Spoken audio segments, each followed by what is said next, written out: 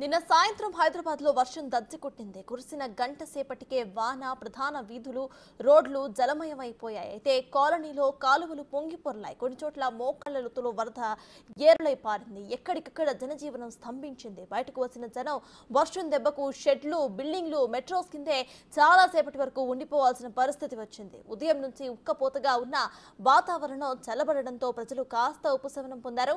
రంగారెడ్డి జిల్లా షాద్నగర్ లో భారీ వర్షం కురిసింది. ఉరుములు మెరుపులతో 2 గంటల పాటు వర్షం పడింది.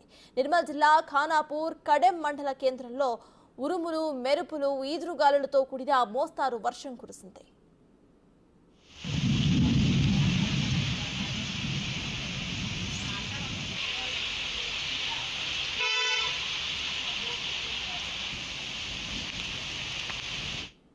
తెలంగాణ వ్యాప్తంగా పిడుగుపాటుకు గురై నిన్న ఒకే రోజు 9 మంది ప్రాణాలు కోల్పోయారు. మెదక్ జిల్లాలో 3, ఆదిలాబాద్, నిర్మల్ జిల్లాల్లో 2 చొప్పున, నాగర్ కర్నూల్, నిజామాబాద్ జిల్లాలో 1 చొప్పున చనిపోయారు.